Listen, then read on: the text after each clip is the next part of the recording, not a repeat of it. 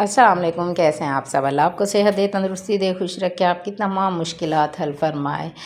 तो गर्मियाँ शुरू हो चुकी हैं। गर्मियों में समझ में नहीं आ रहा होता कि हम रोज़ रोज़ क्या पकाएं। पकाने का टेंशन रहता है हर घर में कि समझ नहीं आता क्या पकाएं। तो चलें जनाब, जल्दी से बहुत सारी प्याज काट लें और उसको रख दें चूल्हे पर। तो चलें ये रेसिपी स्टार्ट करते हैं। बहुत आसान है, मज़ेदार है। तो बिस्मिल्लाहिर्रहमानिर्रहीम। मैंने कढ़ाई में 2 बड़े चम्मच ऑयल लिया है और मैंने काटी है तकरीबन 5 दरमियाने साइज़ की प्याज, जो कि 1 प्लेट भरकर बनी थी हमारी प्याज। तो वो मैंने सारी की सारी इस ऑयल में डाल दी हैं और हमने इसको करना है थोड़ा सा लाइट ब्राउन।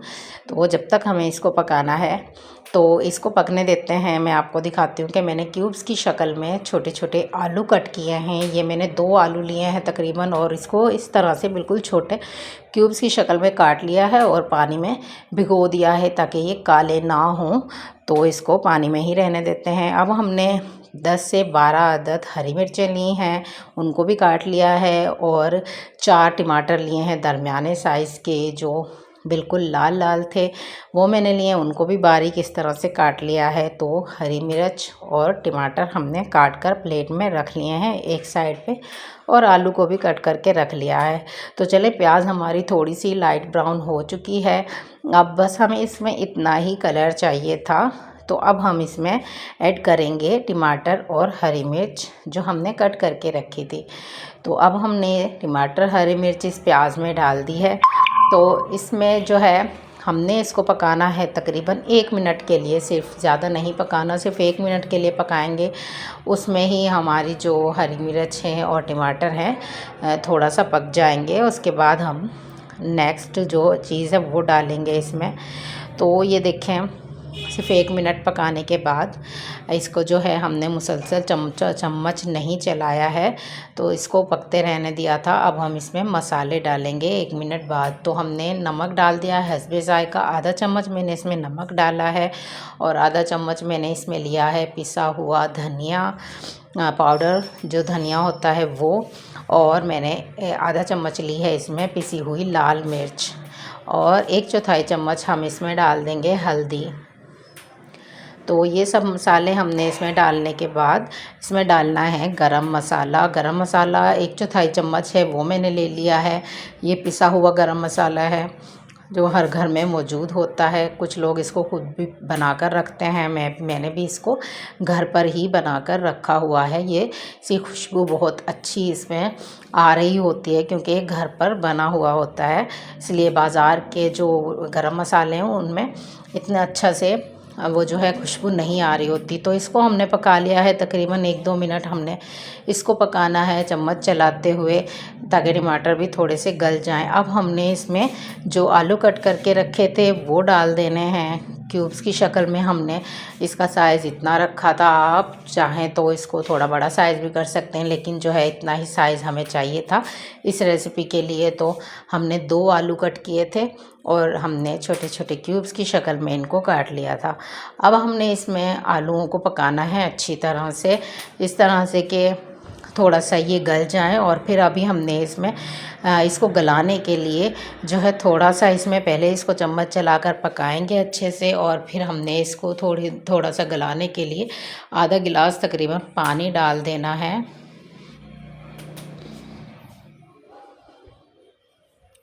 तो ये अच्छे से जो है हमारे मसाले में मिक्स हो गए हैं। अब हमने इनको मज़ीद गलाने के लिए आधा गिलास जो है पानी डाल देना है। तो ये देखें अच्छे से जो है हमारे पक रहे हैं।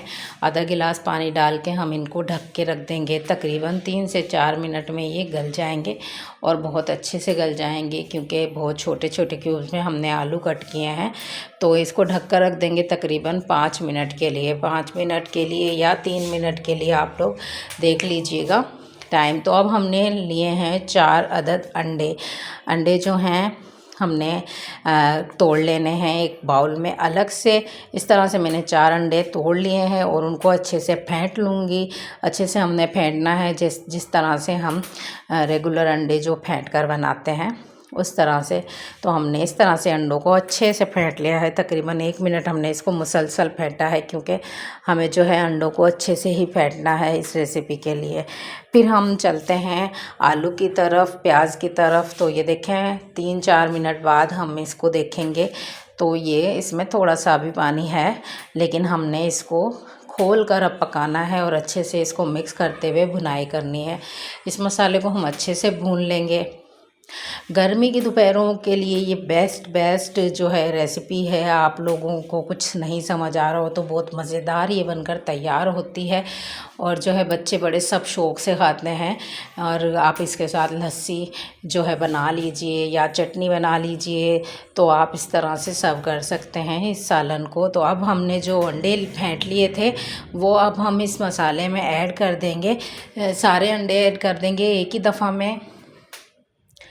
तो मैंने सारे जो हैं एक ही दफ़े में, आप चाहें तो मिक्स करते जाइए और इसको जो है अच्छे से मिक्स करते जाइए और थोड़ा थोड़ा डालते जाइए।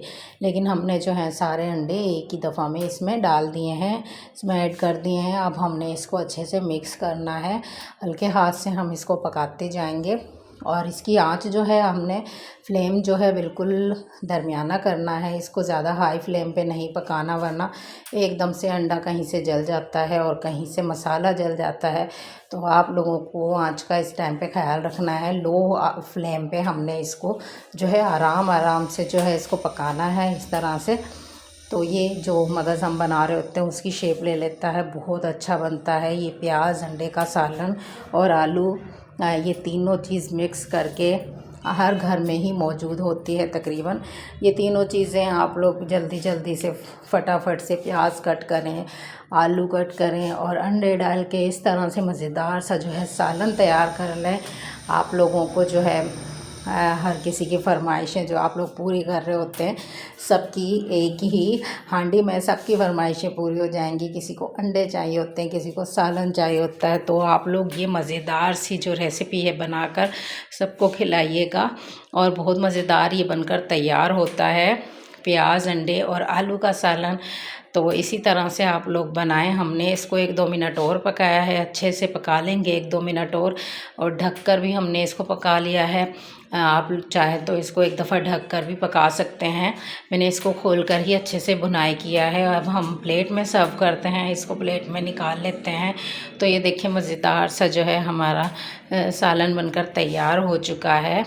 आलू, अंडे और प्याज का इस तरह से आप लोग जल्दी से फटाफट, टाइम भी नहीं लगता है और इसको जल्दी से बनाकर तैयार कर सकते हैं। गर्मियों की दोपहरें बहुत लंबी होती हैं और जो है समझ नहीं आ रहा होता है, परेशान होते हैं सब लोग क्या पकाएं। तो रेसिपी पसंद आई तो मुझे लाइक कीजिएगा, शेयर कीजिएगा, सब्सक्राइब कीजिएगा। मुझे दुआओं में याद रखिएगा। मुझे दे इजाज़त। अल्लाह हाफिज़।